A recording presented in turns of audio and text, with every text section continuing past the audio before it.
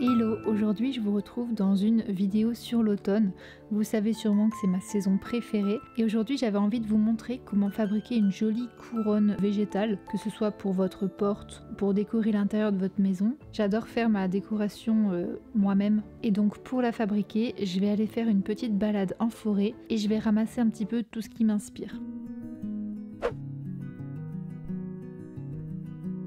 Donc là j'ai ramassé quelques noix, des marrons et des feuilles. Je les choisis de plusieurs tailles. Je fais attention qu'elles ne soient pas trop abîmées. J'en ai trouvé des jolies dans les tons rouges, orangés, jaunes, marron et même un peu vertes. Et ensuite pour fabriquer la structure de ma couronne, je vais utiliser des bâtons. Donc là j'en ai trouvé en forêt. Alors par contre il faut qu'ils soient assez souples pour qu'on puisse ensuite les tordre facilement et leur donner du coup une jolie forme ronde. Et une fois que j'ai tout ce qu'il me faut, je peux commencer la fabrication. J'ai ramassé pas mal de branches et je commence un petit peu à les assouplir en les tordant un petit peu et puis je vais les fixer entre elles, donc j'utilise du fil de fer. Si vous en avez pas, vous pouvez aussi utiliser par exemple de la ficelle. Je place le bout de mes branches les unes au-dessus des autres et j'essaye de leur donner une petite forme arrondie et ensuite j'enroule mon fil de fer tout autour. Donc en fait ça les assemble et en fait au fur et à mesure je vais ajouter des branchages et je vais toujours tourner mon fil de fer autour. C'est important de bien serrer le fil pour que la structure elle soit bien solide. Et je continue comme ça jusqu'à obtenir la taille que je veux. Ensuite, lorsque la structure est assez grande, on va tout simplement venir rejoindre les deux bouts, toujours avec le même fil de fer.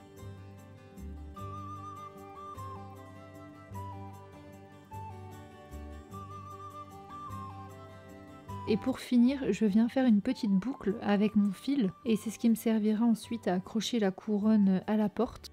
Alors cette structure, ça fonctionne pour toutes sortes de couronnes. Si par exemple vous voulez faire des couronnes de l'Avent, des couronnes de porte ensuite pour Noël, et ben c'est exactement la même méthode. J'ai finalement ajouté quelques branches encore pour lui donner encore plus d'épaisseur. Ensuite on va pouvoir l'habiller, donc pour ça j'utilise mes jolies feuilles que j'ai trouvées dehors et je les fixe à la base des feuilles, donc avec du fil de fer et je serre bien. Donc ensuite j'ajoute d'autres feuilles par-dessus, je les mets juste un tout petit peu plus en dessous et je continue comme ça tout le long. Une fois que j'ai posé les feuilles sur la moitié de ma couronne, je reprends de l'autre côté mais à partir de tout en haut. Et là pour changer, j'ai voulu ajouter des fleurs séchées que j'avais à la maison. Donc toujours la même technique, je pose les suivantes légèrement en dessous et j'enroule avec le fil de fer. Et celles qu'on va poser au-dessus vont cacher le fil de fer qu'il y a en dessous.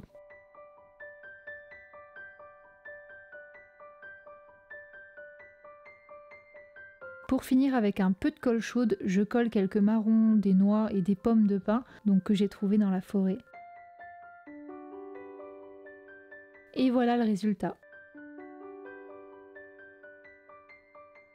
Je l'accroche ensuite à ma porte. Alors comme j'ai utilisé de vraies feuilles, la couronne elle va tenir à peu près 1 à 2 semaines. C'est une création éphémère. Moi personnellement je préfère utiliser des vraies feuilles. Mais après si vous préférez, vous pouvez aussi utiliser des feuilles artificielles pour que ça puisse durer plus longtemps.